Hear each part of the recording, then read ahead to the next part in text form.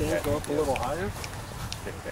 Do you think I am some young kid? You got to sit on the ground in the corner. We'll help you back up. Indian style. All right, We'll get you off the ground. Nice job today, man. Good game. Good game. I thought you threw better than what the outcome was.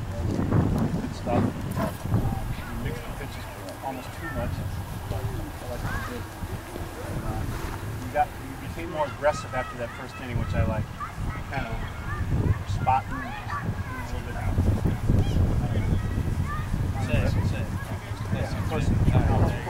No, not necessarily, but you weren't giving it all your physical. You weren't letting it out. And then you got pissed off because they scored those runs, and then you mowed the next 4 innings. Am I right? You ended up with 5 or 6 Ks during the next 3 innings, 4 innings. Good job. One thing I wanted to point out with all you guys, especially with you newer guys, is a situation we had in your first inning where there was a guy on first where I thought he either could have picked the guy off or he could have at least kept him, had a chance to catch him and throw him out. The guy got a great jump on you, and everybody in the whole park knew he was going. I knew he was going, it was obvious. You threw over there one time and gave him your half-ass move, am I right? It was kind of a step off and throw. It wasn't your best move. We talked about trying to set a tone, especially early on in the game. You get a runner on base, and what do you want to do? Do you want to show him your bad move, or do you want to show him your best move? What would you say, Mike? I'm going to ask the veteran here, Mike. You like the crappy one first to set him up, if you're going to set him up. But here's the deal. What if he shows him the really good move right off the bat, and he sets the tone of the game, and everybody in the dugout, the coaches and the team, are going, oh, he's got a good move. Shorten your lead. What did you just do? What did you just accomplish? You took away the running game. Because right off the bat, you showed him a good move. Our job really isn't, if you think about it, Mike, it's not just to pick a guy off. Yeah, we're going to pick guys off now and then, but our main concern is to control the running game. All right, so it's all about what, and I almost wanted to yell out to you, because I knew I knew he was going, I was going to yell heads up, because you've been with me on this before, heads up move for you righties, only for you righties. Remember? That would have been a perfect time for that. What's the heads up move? It's this, right here. You want to show it? You want to show it? You want me to do it? All right. All right, I'm coming set. Here. Come and set. Usually hold when I do this. Holding for a while, and I do this. And I pitch. Now, if you're the runner on first, what are you going to do as soon as you see this? It freaks you out. It startles you. It staggers you. A lot of the times, it will actually have you dive back to the base. And the coach may even have a steal sign on for that runner, and yet he's diving back to the base. If nothing else, it gives you a stutter. It staggers you. It gives you a bad jump. It makes you go, and then you go.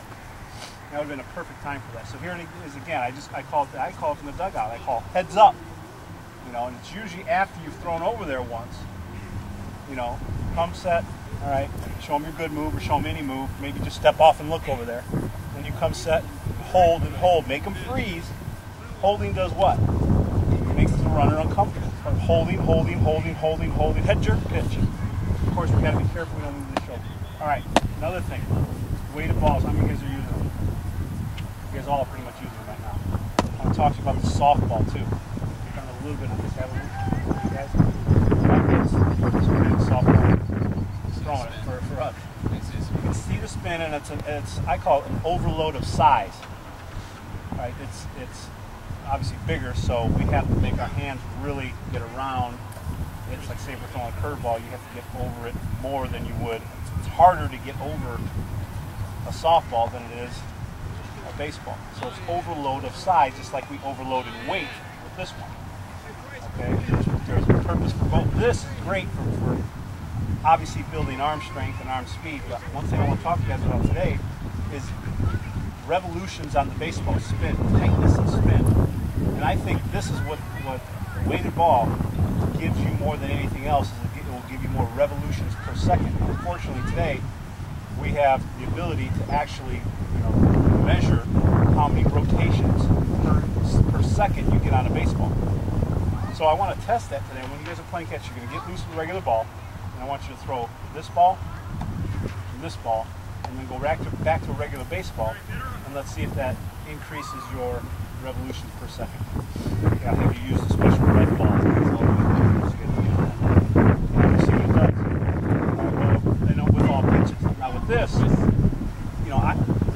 thing about this, I think, is so you can see the spin, and of course it's overload the size. Looking at your spin, change up or whatever it is, it's very, especially with this color, you know, this fluorescent ball, you can really see what it's doing, and so can your partner.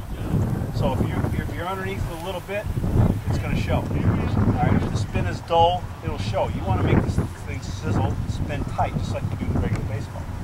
So, but switching back and forth the two, my theory is it's going to help your regular ball revolutions. Okay, any questions? Give it a shot. Okay, start off. You guys got plenty of baseballs? Right in here, this direction. You guys have seen this Rimfire. Let me explain it to you guys who haven't. I don't think you guys have seen this. What it is, it's kind of like a radar gun. It uses a special ball where it registers the revolutions per second and also the velocity of the baseball. This is just basically, there's a sensor inside here and this picks it up. Okay. It will give you an exact number. You can relate it to like what a big league pitcher throws on his fastball or a college guy throws on his breaking ball. Compare to see where you stand. My theory is, or what we're going to try today, is you're already loose, you just got done throwing. You're going to now throw this for about 5 throws, this for about 5 throws. We're going to measure. Okay, 25 on that. Okay, give it some extra now. Give it what you got. Get some fingers and hand finish. Okay, 26.9.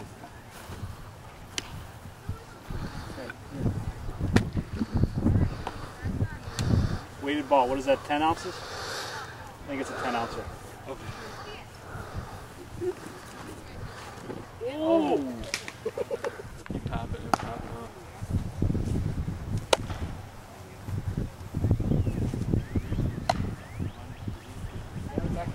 Yeah. This is the rev ball. Here, come on up in here. You gotta block it. 25.6. No, earlier. Use 26.